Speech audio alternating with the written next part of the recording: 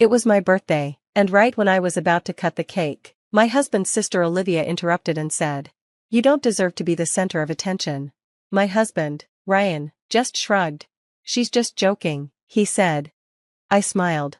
"Well then," I replied, "she's going to love my joke too." She didn't. Her face turned pale real quick. I'm 34, and I've been married to Ryan, who's 36, for 8 years. We live in Chicago, and for a long time, I thought our marriage was solid, not perfect, but I was happy, or so I thought. The only real issue was his sister, Olivia, who's 38. Olivia always had to be the star. If I had good news, she had better news. If I got something new, she had to get something fancier. If I achieved something, she'd find a way to make it seem small. At first, I didn't worry too much. Some people are just like that, but over time, it got worse.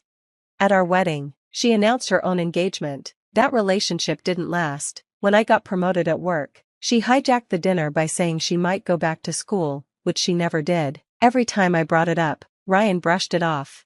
"That's just how Olivia is," he'd say. "She jokes." But it got too far. Last month, we threw a small birthday dinner for me. I'd had a hard year, so Ryan suggested keeping it simple. I liked the idea and was genuinely happy. Everything was going great, until Olivia struck again. Right as I was about to cut the cake, she stood up and said, "Isn't it funny how we're making such a big deal about turning 34? That's not exactly impressive." Everyone chuckled awkwardly. Then she added, "But you know what is impressive? Creating life. I'm pregnant."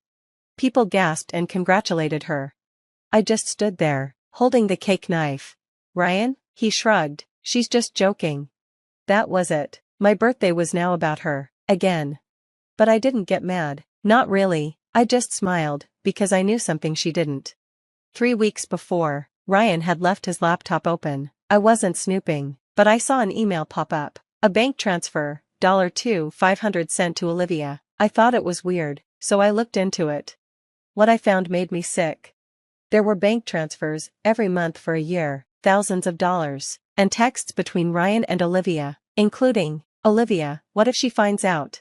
"Ryan, we'll just say the baby isn't mine." "Olivia, she won't. Just don't say anything." That's when I realized, Olivia wasn't just annoying, she was sleeping with my husband, and the baby, his. I didn't cry, I just sat there, shocked. Then I got up and walked out of the house. After wandering around for a while, I made a decision. I wasn't going to scream, I wasn't going to beg. I was going to destroy them. So I hired a private investigator. He got me everything: photos, messages, receipts, hotel visits, dates, gifts, a full weekend getaway. I printed it all and put it in a folder. Then I waited. I waited for Olivia to do what she always does, steal the spotlight. And when she did, at my birthday party, I made my move. I raised my glass and said, "Wow, Olivia, a baby? That's amazing, especially since the father is already married." Dead silence.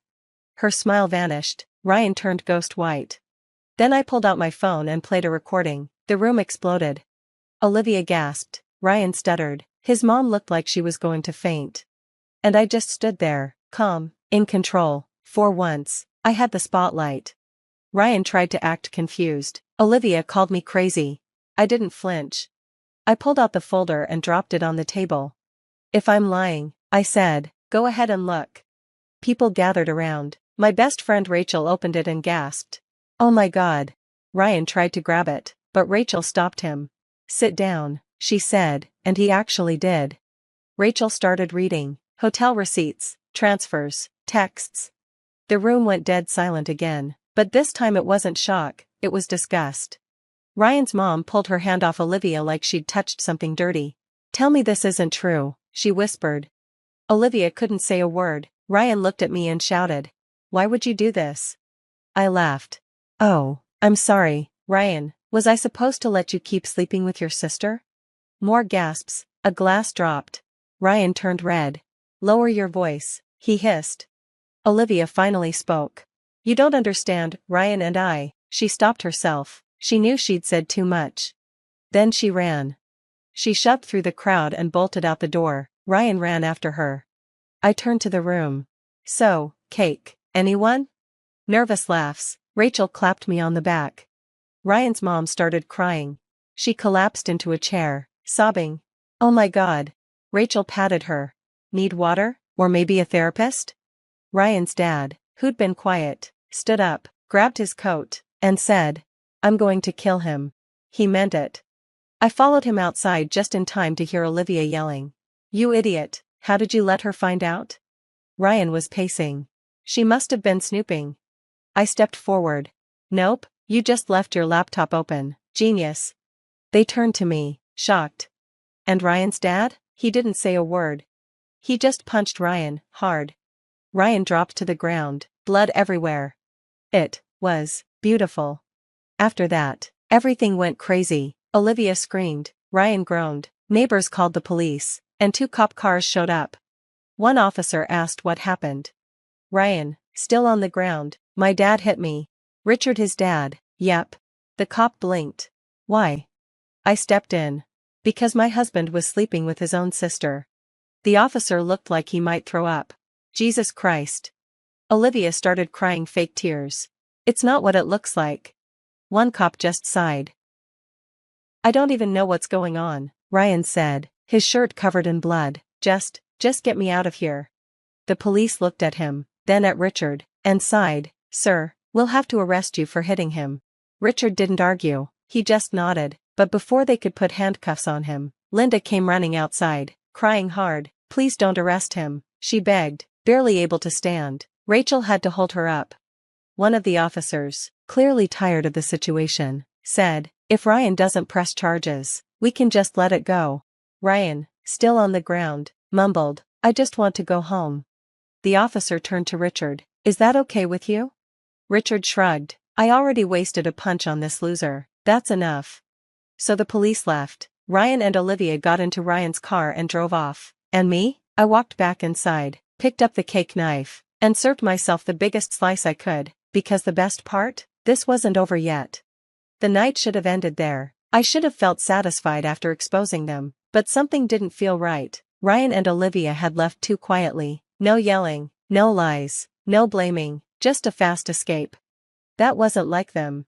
Ryan always needed the last word, and Olivia? She lived for drama, but tonight, she just walked out. That worried me. And I was right to be worried. The next morning, I woke up to over 50 missed calls and a dozen messages. At first, I thought it was about the party, but then I saw a message from my boss. "Call me ASAP, we need to talk." My heart dropped. I called right away. "Hey, is everything okay?" I asked. His voice was cold. "We got an email about you this morning. Actually, several emails." "What?" I asked, panicking. "Someone sent HR a bunch of stuff, screenshots, photos, accusations." "What kind of accusations?" He paused. "Sexual harassment, embezzlement, bullying. They even included a fake statement from a former coworker." I felt like I couldn't breathe. "That's not true, that's insane." "I believe you," he said, "but we have to follow protocol. You're on leave while we investigate." My hands were shaking. Who would do this? Then it hit me. Olivia. Of course it was her. She wasn't trying to win, she just wanted me to suffer. But she wasn't the only one who could play dirty. That afternoon, I got a call from a number I didn't recognize. I almost ignored it, but I picked up. "Hello?" A quiet voice. "Is this your name?" "Yes, who's this?" "My name is Melanie. I used to be Olivia's best friend. We need to talk." "What about?" She took a deep breath. "I know everything about Olivia and Ryan." I met Melanie that evening. She looked exhausted, like life had worn her down, but she didn't waste time. "Olivia is toxic," she said, "and I know what she did to you, but trust me, she's done worse." "Like what?" She told me everything. Olivia once got a friend fired by planting drugs in her car and calling the police. The friend lost her job. Another time, she faked having a stalker and blamed an ex. She even tried to blackmail her own mom. Then came the biggest shock. "This isn't the first time she's done this," Melanie said. "What do you mean?"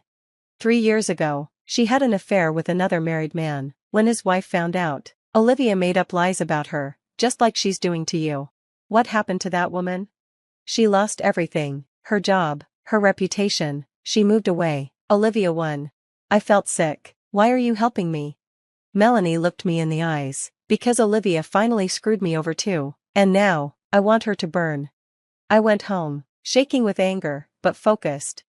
This wasn't just about me anymore. Olivia was dangerous, she had to be stopped. So I called the private investigator. I want everything you can find on Olivia, I told him, all of it. You got it, he said. Then I called Richard, Ryan's dad. Richard, I said calmly, want to help me bring down Ryan and Olivia? He didn't hesitate. Tell me what to do. After that, everything moved fast. The PI found legal records, past scams, and proof that Olivia had been sued before for lying about people. Melanie helped too. She reached out to Olivia's old friend, the one Olivia tried to frame with drugs. That woman agreed to talk, and when I heard her full story, I knew what I had to do. It was time to end this. We set up a trap. Richard convinced Linda, Ryan and Olivia's mom, to host a family meeting at her house. We made it sound like a way to talk things through and make peace. Ryan and Olivia agreed to come. They had no idea what was waiting for them. That night, the air was tense. Ryan and Olivia walked in, pretending everything was fine. Olivia wore her usual smug smile, like she still thought she could talk her way out of anything. She was wrong. Olivia had no idea she was walking straight into a trap. Richard sat at the head of the table, looking angry. Linda looked exhausted, with red eyes from crying. Rachel and Melanie sat beside me, ready to support me, and across from us were Olivia and Ryan. The storm was about to hit. Richard started, we need to talk about what you two have done. Ryan sighed, Dad, come on, this is ridiculous. Olivia crossed her arms, what do you want from me? I leaned in, we want the truth. Olivia scoffed, you already know the truth. Ryan and I are together, you need to get over it. I smiled, oh, Olivia. I wasn't talking about that truth. Then I pulled out a stack of papers and put them on the table. This, I said, flipping through them, proves you've been framing people, ruining lives, and destroying reputations for years. Everyone here is about to hear who you really are. Olivia's smug face dropped. What is this? This is, she snapped, her voice getting high and shrill. I turned to Melanie, tell them. Melanie took a deep breath and looked right at Olivia. You framed me for drug possession, Olivia. You planted drugs in my car because I started dating your ex, and you wanted to ruin my life. Linda gasped. Olivia froze. Melanie went on. Then there was Leah. You accused her of harassment at work. She lost everything because of you. Olivia's hands started shaking. That's not true, she shouted. I slammed down the last paper, then explained this. It was a police report from when Olivia was 18. She had falsely accused a teacher of inappropriate behavior because he gave her a bad grade. Richard jumped up, his chair scraping the floor. You did what? Olivia's face went pale. It's not. She turned to Ryan. Ryan, say something. Ryan opened his mouth, but no sound came out. He looked at the papers, then at Olivia, and for the first time, I saw fear in his eyes. You did this? He whispered. Olivia's panic exploded. So what? She screamed. So what if I did? I survived. They deserved it. That was it. Olivia had sealed her fate. Ryan stepped back like he'd been slapped. His face went white. Oh my God, he whispered. I believed you. He ran his hands through his hair, shaking his head. I ruined my life for you. Olivia's eyes widened. Ryan, no. You love me. You said we were in this together. Ryan took a step back. No. You used me. You used everyone. I ruined my marriage for you. Olivia lunged at him, grabbing his arms. Ryan, please. But Ryan pushed her off like she was poison. Stay away from me, he whispered. Then he turned to me. I am so sorry. It should have made me feel better, it didn't. You don't get to be sorry, I said. He looked down, broken, defeated. I have nothing left, he whispered. And I didn't feel bad. Not at all. The fallout was fast and harsh. Ryan's family cut ties with both of them. Richard kicked Ryan out, and Linda refused to speak to them again. Olivia lost everything. The people she had hurt came forward and filed lawsuits against her. She was officially an outcast. Ryan disappeared. Last I heard, he was living in a cheap motel, unemployed, friendless, full of regret.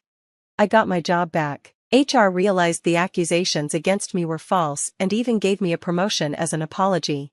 And me? I moved on. I took a solo trip to Italy. I reconnected with old friends.